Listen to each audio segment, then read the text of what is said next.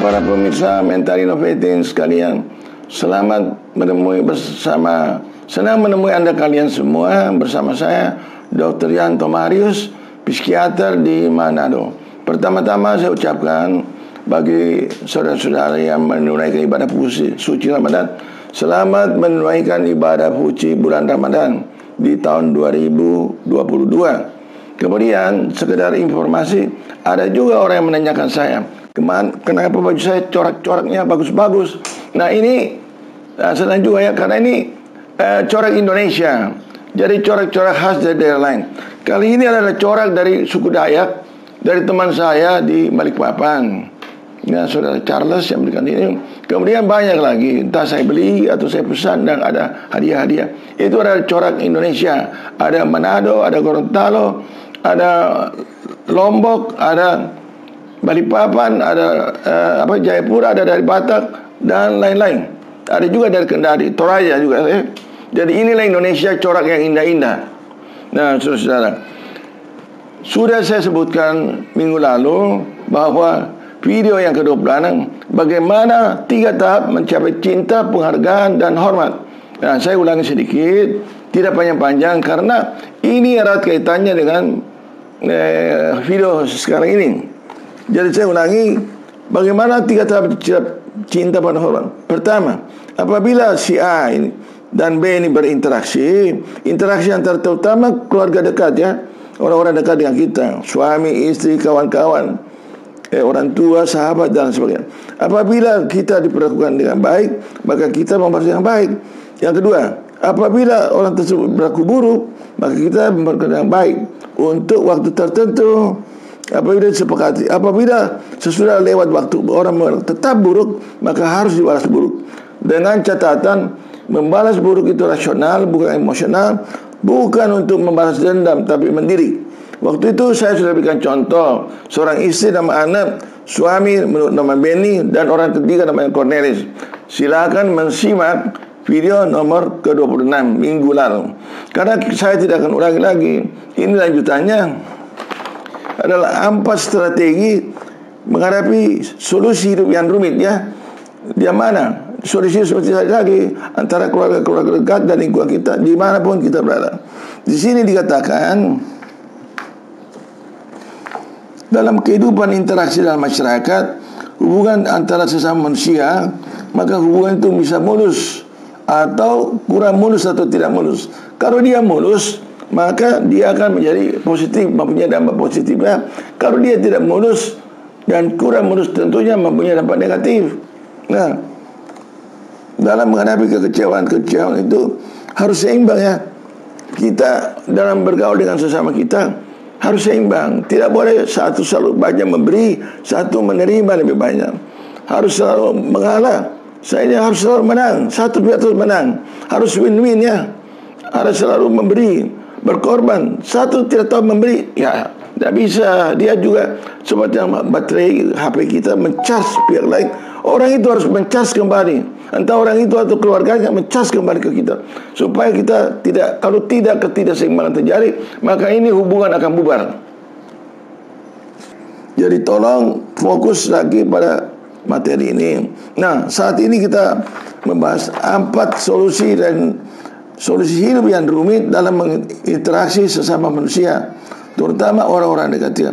Pertama, toleransi tanpa gusar. Apabila tidak berhasil, maka kita harus protes ya. Mulai tingkat ringan, sedang dan berat. Dan apabila proses tidak berhasil, maka kita masuk untuk pisah dan cerai. Dan keempat adalah toleransi dengan gusar. Jadi toleransi ada 2, dengan tulus ikhlas menerima, atau tidak tulus, atau tidak gusar. 1, 2, 3 ini dia sehat, yang dengan gusar itu sakit, nanti berobatnya. Nah, contohnya sudah diceritakan pada kisah realita dalam kamar praktek saya, dengan contoh pernikahan Ibu Ana, suaminya nama Benny, dan orang ketiga nama Cornelis. Silakan mensimak kembali. Sekarang kita melihat ya, toleransi tanpa gusar. Dalam kita bereaksi, mungkin masalah-masalah kecil bagi kita itu masalah kecil, namun bagi orang lain bisa menjadi masalah besar. Contoh kecilnya, misalnya pena ini mau dipinjam orang. Nah, si dua cewek ya, ini mau dipinjam. Tahu-taunya itu Nona tidak mau, katakanlah si A, si B meminjam, jangan, ini pindah. Tapi karena saat dia kasih, taunya dipatahkan, dirusak. Nah, si A ini mengamuk, pena itu harganya murah saja, 50.000 kali. Tapi si B bilang, oh cuma nanti saya kasih 5 kali sampai 10 kali. Ini si B kurang mengerti bahwa pena ini sangat berarti bagi si A. Mungkin pemberian kekasihnya, mungkin ada dari orang tuanya, cinta sangat punya arti. Ya, jadi bagi si A itu sangat berarti, bagi si B ini cuma ringan-ringan saja. Nah, ini membuat konflik.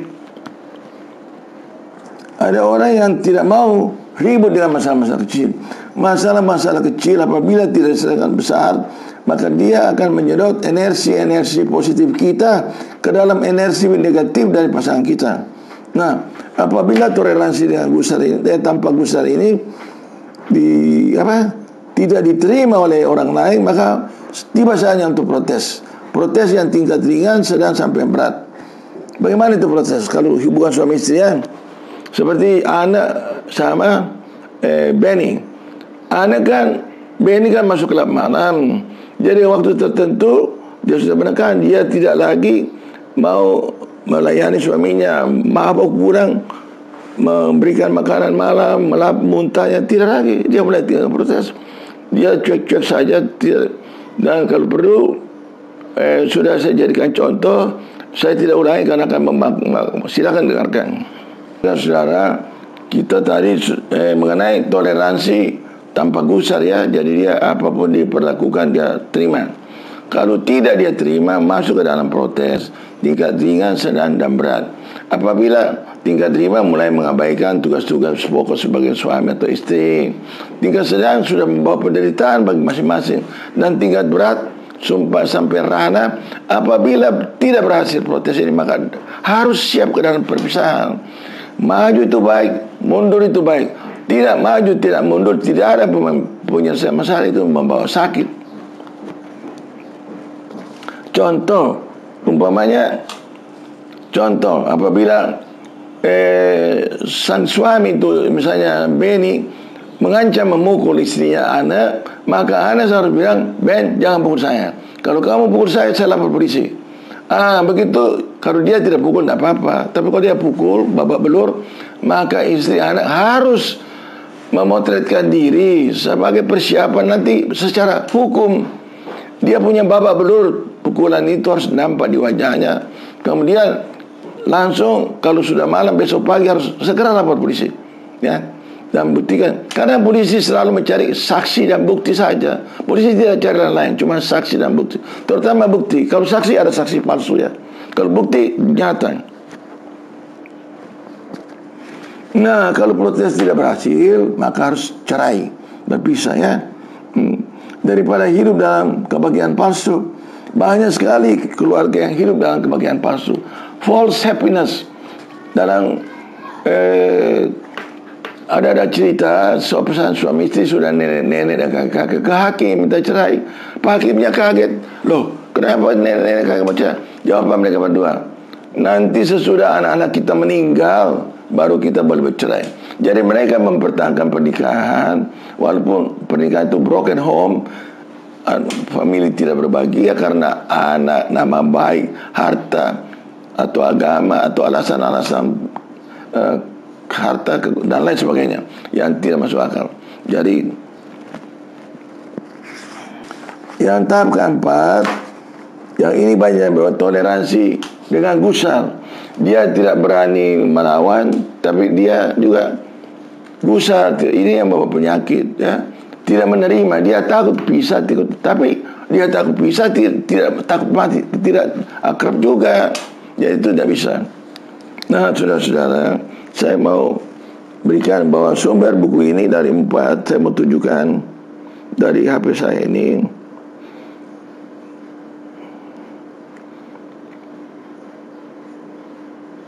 Di sini dulu ya. Mengapa harus takut, dari Paul Hak ya, bukunya ini. Kedua, bagaimana bertindak sesuai kehendak Anda. Ketiga, bagaimana mempertahankan hak Anda. Dan keempat, dari Albert Ellis, How to make yourself happy. Menitis jalan kebahagiaan dari Albert Ellis. Ini tertulis Albert Ellis ya. Jadi 4 referensi buku ini saya tuangkan dalam materi ini. Nah, kita sampai pada kesimpulan, banyak pasangan suami istri memasukkan cincin di jari manis sama dengan mencocok hidung kerbau dengan tali dengan cincin. Jadi dia ditarik kemana-mana, dia harus ikut. Kalau dia tidak ikut, pasangannya ribut ya. Jadi tidak sama memasukkan cincin di jari manis sama dengan memasukkan cocok di hidung kerbau dan ditarik-tarik kemana-mana. Itu keluarga yang tidak sehat. Kemudian, kalau Anda mau dihormati, ya harus Anda melalui tahap protes dan siap bercerai. Jadi kalau orang mau siap kawin, siap pacaran, mesti siap putus cinta. Kalau mau makan durian, mesti siap kena durinya. Kalau mau berdagang, mesti siap rugi, jangan mau siap untung saja ya. Anda mau jadi keset kaki, itu toleransi tanpa gusar. Atau menjadi vas bunga di meja yang terhormat. Nah, itu adalah pilihan Anda. Harus dibedakan antara perilaku dan pribadi. Yang tidak kita sayang adalah perilaku seseorang dalam hidup. Apabila perilaku itu berubah, maka pribadinya kita bisa terima. Perilaku itu apa? Misalnya pulang malam, terlambat, tidak mati janji. Sudah diulang-ulang, lama-lama orang bosan, lama-lama orang tidak suka orangnya. Kalau sudah pribadinya tidak disukai, maka dia perilaku berubah, orang tidak bisa lagi menerima. Jadi gangguan jiwa itu, kita itu mau bahagia atau tidak bahagia tergantung dari kita, bukan tentu orang lain. Satu orang bukan karena dia menyebabkan saya bahagia atau saya tidak. Seorang istri, suami saya berkata, Anda sendiri yang menurut bagaimana cara Anda memperlakukan suami atau istri semua bahagia. Nah, sebagai penutup, saya mau tanya kepada saudara, ini pena saya ini, apa yang membuat dia bergoyang? Ya, coba jawab masing-masing di dalam rumah. Apa yang membuat? Banyak orang merasa bahwa dia disentuh gitu ya. Dia disentuh. Nah, padahal bukan. Yang menyebabkan dia bergoyang karena fondasi tangan ini tidak kokoh. Ini adalah masalah internal orang dirinya. Ini adalah masalah eksternal. Ini masalah rumah tangga goyang. Ini masalah pacaran goyang. Ini masalah keuangan goyang. Ini masalah kampus tempat kerja goyang. Di mana-mana dia goyang karena dasarnya diri sendiri yang tidak tangguh dalam menghadapi masalah. Ya, banyak orang mensalahkan ini yang menyebabkan masalah rumah tangga, kerja dan lain sebagainya. Padahal diri sendiri yang kurang. Jadi kalau kita marah, jengkel, kesal, dendam, curiga, iri hati, tanya kepada diri sendiri, apa sih yang membawa saya demikian? Jawabannya sudah satu, karena apa yang saya harapkan tidak sesuai dengan apa yang saya peroleh. Mudah-mudahan ini dapat disimak dengan baik dan ya ini dapat disimak dan berguna. Saya kira demikianlah hari ini. Sampai jumpa. Apabila ada yang mengajukan pertanyaan, boleh menelpon saya langsung. Ya. Now, for listener who stay abroad, I repeated what I was saying last week, that whenever you listen to my videos, it's already edited for 27 videos. You can call me directly from abroad.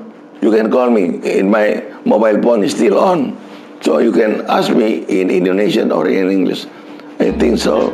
Selamat sampai jumpa kembali. Dan akhirnya saya mengucapkan satu kali lagi salam bagi kawan-kawan beragama muslim muslimah.